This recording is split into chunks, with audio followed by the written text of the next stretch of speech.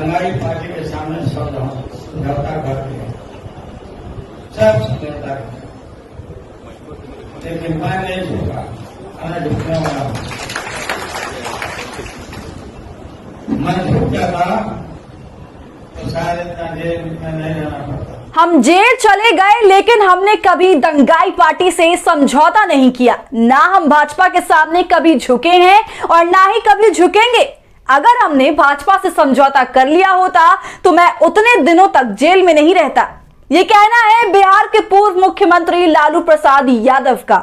नमस्कार, आदाब, आप देख रहे हैं खबर अड्डा और मैं हूं आपके साथ सुम्बुलीरम। जिस सीबीआई और ईडी को इस देश में सियासती गणित को सुलझाने और विरोधियों को उलझाने के लिए इस्तेमाल किया जा रहा है, उसमें से कई ऐसे हैं जो वाकई में उलझ गए और उलझे भी इस कदर कि कई नेता जो विपक्ष में बैठकर सत्ता की मुखालफत किया करते थे, वो आज उसी पार्टी में जाकर शामिल हो गए हैं। अब वैसे नेताओं को विपक्ष कभी माना जाता था। इस बात से ज्यादा तकलीफ दे और किसी के लिए क्या हो सकता है। लेकिन देश की सियासत एक तरफ है और दूसरी तरफ है सियासत बिहार की।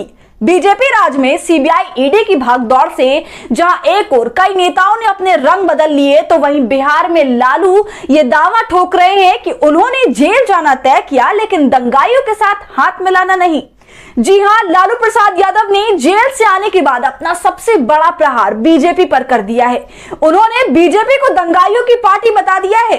लालू की बात का असर बिहार की राजनीति में आज भी कितना है, इस बात से समझा जा सकता है कि बिहार में आरजेडी कई आरोपों और प्रत्यारोपों के बावजूद सबसे बड़ी पार्टी एकमात्र लालू प्रसाद यादव के नाम पर बनती चली आ रही है।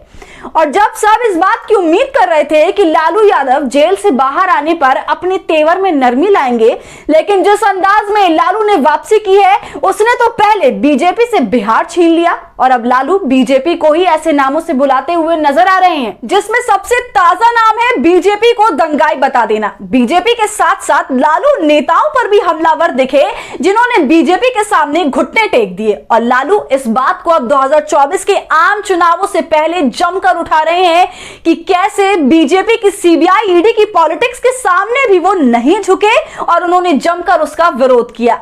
भले ही उसके कारण उन्हें जेल जाना पड़ा, लेकिन लालू इस बात का प्रचार कर रहे हैं कि उन्होंने विपक्ष की भूमिका निभाई और किसी भी हाल में वो ऐसी पार्टी के आगे नहीं झुके जो दंगे करवाती है। लालू स्कूल ऑफ पॉलिटिक्स समझने वाले अच्छे से समझते हैं कि लालू के बयान भले सुनने में कितने भी आम क्यों ना हो, बिहार में उसका प्रभाव अलग होता है और लालू के ऐसे बयान का असर भी बिहार में दिखने वाला है। पहले सुनिए कि कैसे संक्षेप में ही सही, लेकिन लालू यादव बीजेपी और विपक्ष के दल बदलुओं को आईना दिखा रहे हैं। हमारी पार्टी के सामने समझौता करते हैं, सब समझौता करते, लेकिन मैं नहीं झुका, मैं झुकने वाला हूं। मैं झुक जाता तो शायद इतना जेल में नहीं रहना पड़ता और अच्छा आता नहीं।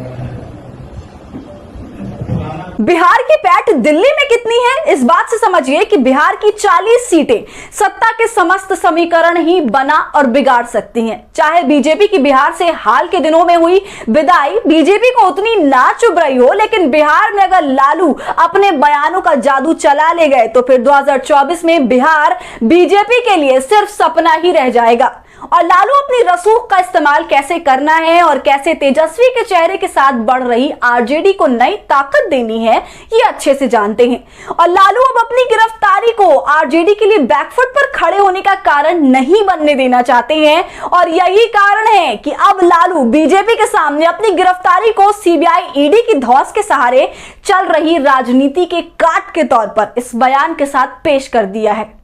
अब समझिए, जिस बिहार से 40 लोकसभा सीट आती है और 2019 के आम चुनाव में भाजपा और उसके गठबंधनों ने उन 40 सीटें जीत ली थी, क्योंकि उस समय बीजेपी के साथ नीतीश कुमार की पार्टी जेडीयू के गठबंधन में थी। लेकिन 2022 आते आते नीतीश कुमार ने बिहार में भाजपा का सारा खेल बिगाड़ दिया है।